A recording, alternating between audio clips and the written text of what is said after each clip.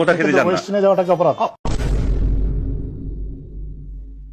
দল বেঁধে আপনি ওয়েস্টিনে যান, অবশ্যই অপরাধ নয়, কিন্তু আপনি আপনার স্ট্যাটাসের সাথে যায় কিনা সেটা দেখবেন। বাংলাদেশের একজন সার্ভিং অ্যাডভাইজারের স্ট্যাটাসের সাথে ওয়েস্টিনে যাওয়া যায় না? শেষ করতে দেন আমাকে। আপনার বেতন কত? একজন সার্ভিং অ্যাডভাইজারের বেতন কত? 1 লক্ষ টাকা। ওয়েস্টিনে নাস্তা করতে 3000 টাকা লাগে। ওকে, আপনি দলবল সহ খেতে যান। দলবল সহ খেতে গেলে যে বিলটা আপনি দিয়েছেন, আপনি কিভাবে নিশ্চিত হলেন? হ্যাঁ, আপনি কিভাবে নিশ্চিত হলেন যে তার মানে তার বন্ধু বান্ধব থাকতে পারে? সে যেহেতু এমন একটা মিনিস্ট্রি চালাচ্ছে, তার বন্ধু বান্ধব তাকে খাওয়ানোর জন্য অনেকগুলো লোক থাকে, অনেকগুলো লোক সুবিধা নেওয়ার জন্য। আপনার সোসাইটি থাকতে পারে না? এগুলো হচ্ছে যারা দেশ খাওয়াটাকে ভুলে যায়, এদের কাছে হাঁস খাওয়াটা অনেক ইম্পর্টেন্ট। আমরা এটাই বলতে চাচ্ছি। আপনার